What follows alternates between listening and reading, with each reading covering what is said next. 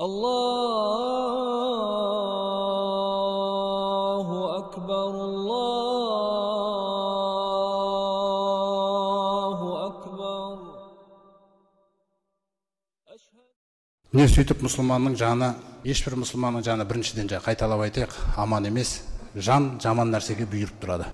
Сол себептен біз ұрысып қала береміз, сол себептен біз ашуланып кете береміз, сол себептен ғайбатқа кірісіп кеткенбіз. Түсіндіңіз ғой? Садақа бермей қаламыз беретін кезде, біреу көмектестігінде көмектеспей қалған сәттеріміз, көп проблемалар болып жатады бізде. Мақтанып қалған кездеріміз болады біздің, біреу атымызды атаса, бүйтіп қозғалып қалған кездеріміз, Алла біледі оны. Біз байқамай қалдық оны. Ол жақсылық емес, ол да жамандық. Жетеді жамандықтар. Кім оның бәрін жасырып тұрған? Алла. Соны айтып жатыр. Егер мен жасырып қалмасам, тазартып ұстап отырмасам сені дейді, онда ешкім таза болмас еді. Валакинналлаха юзакки ман яша. Бірақ та біліңдер, Аллах тағала қалаған құлын тазартады дейді. Міне сондықтан өзіңізді өзіңіз жазғыру деген амал, өзіңізді өзіңіз есептеу деген амал өте маңызды. Мысалы Омар радиаллаху анху бізге мынандай бір әдемі өсиетін айтады. Хасибу анфусакум қобла ан тухасабу. Өздеріңнен өздерің есеп алыңдар дейді. Сендерден есеп алынбай тұрғанда, қараңыз. Қиямет келіп, Алла Тағала, Раббымыз есеп алмай тұрғанда, өздеріңді өздерің осы дүниеде есептеп алыңдар дейді. Есеп алыңдар дейді. Бір саудагерді алайық. Күніге есеп жасайды ғой саудагер, дұрыс па? Әрбір саудасының соңында кешке жақын есеп жасамай ма? Ерекше түрде есеп жасайды ол, дұрыс па? Сол есебінің бірдеңкесі дұрыс болмай қалса, үйіне келіп көңілі түсіп кеткен. Әйел тамақ істеп шай ішіп аларсыз мүмкін. Жоқ, шай ішпеймін мен, анау қайда кеткен екен деген нәрселер. Жанымызды кім есептейді? Жанымыз бір нәрсені үміт етіп алған өзі. Қараңыздар. Кім берді ол үмітті? Алла Тағала берген жоқ ол үмітті. Өйткені Алла Тағала айтады: "Лайса би аманийукум". Әсте бос арман үміттерің жүрмейді дейді менің алдымда. Омар радиаллаху анху сондықтан әдемі айтады мына жерде. Есеп өздеріңнен есеп алынбай тұрып, өздеріңді өздерің осы дүниеде есептеңдер дейді. Бірінші нәрсе. Екінші өсиетін қараңдар. Вазину анфусакум қобла ан тузану. Таразы деген нәрсе бар ғой қияметте. Сол таразыға өзіңді сал дейді қазір. Ертең салынбай тұрып. Қазір сал. Өлшей өзіңді. Біз ана тамақ ішіп жүріп, бір неде жүріп, салмағымызды өлшеп жүреміз ғой весыйда. Жақсы болып қыз, о кішкен форма дұрыс болып қапты деген емес.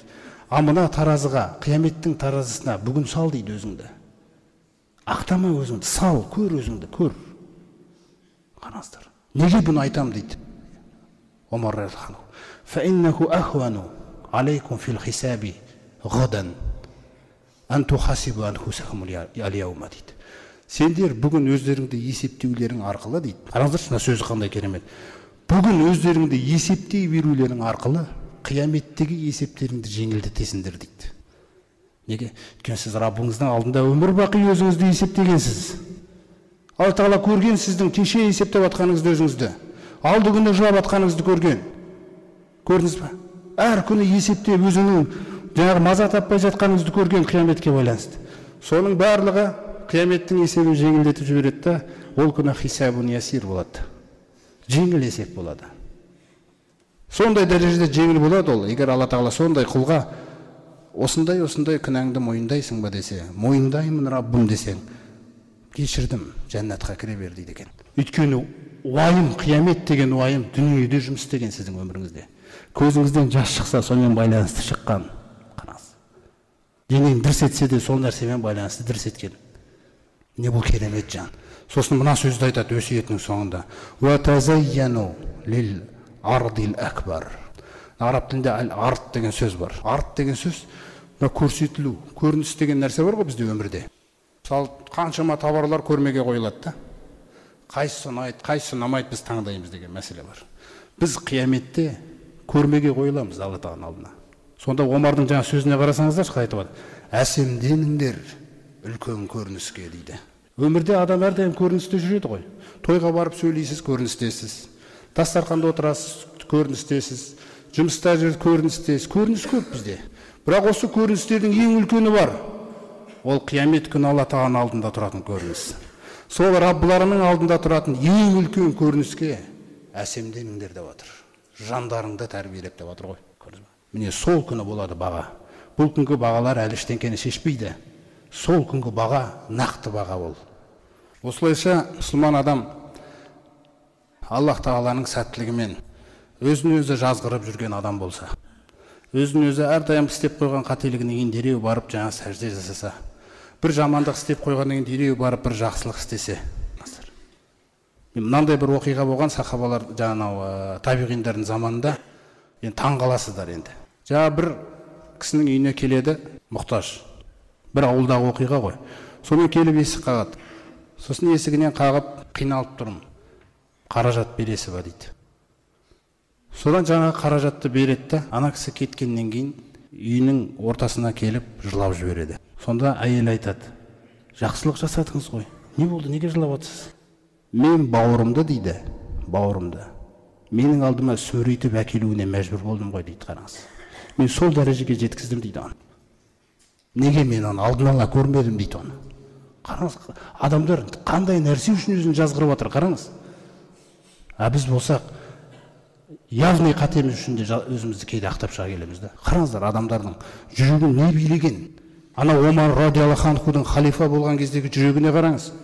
Хұтпада тұрып, халықты жаңа Алла Тағаладан қорқуға шақырып атқан сөзінде мына сөзді қосады арасына. Ол кезде анау Иракқа дейін шекара. Мұсылман жаңағы несі, мысалы, Омар радиаллаху анхудың халифат Ирак территориясында жүр. Сонда айтады: мен қорқам қиямет күні дейді. Егер де анау Ирактың шекарасында дейді, қараңыздар, бір ешкі сүрініп аяғын сындырып алса дейді, ана ешкінің жолын неге жөндемегенсің деп айтам деп қорқам дейді. Халифа. Қараңыз, адамдар қияметпен байланыстырғанға әрбірісін. Міне осындай адамдар дүниеден озатын сәтінде өмір бақи жазғырып өтті ғой өзін, сөз ба? Есептейді, жазғырады, сөгеді, қателерін түзеуге тырысады. Сонымен өлім сәті жақындады. Өлім сәті жақындаған кезде бұндай жанға мынандай сипат беріледі екен. Фаджр сүресінің соңғы жағында айтылады: Я айятухан нафсул мутмаинна. Періштелер жан суырып отыр ғой. Ей тыныштық тапқан жан, қараңыздар, бітті, емтихан бәрі аяқталды. Ей тыныштық тапқан жан, ирджии, қайта ғой, қараңыздар қандай нәрсе. Қайта ғой, иля роббики, Раббыңа қарай. Радиятан мардия, өзің де риза болған күйде, Раббың да сенен риза болған күйде. Қараңыз қандай нәрсе. Фадхули фи ибади, риза болған құлдарымның қатарына кіре ғой. Қараңыздар. Вадхули жаннати, солармен бірге жәннатыма кіре ғой деген сөз Алла Тағаланың хабарын айтады. Періштелер, өзіңіз ойлаңыз.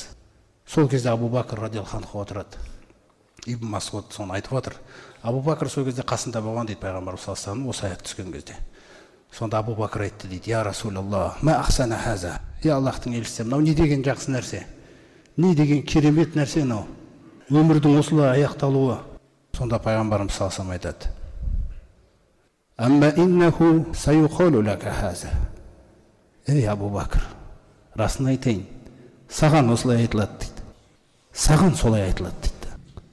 Міне Абу Бакрдың бүкіл еңбегінің жемісі. Міне, қараңыздар. Осы нәрсені біз өзіміз үшін жақсы көру керекпіз. Осы нәрсені біз жақсы көру керек. Осы нәрсе біздің уайымымыз болу керек. Біз өзгермейміз әйтпесе. Өзгере алмаймыз біз.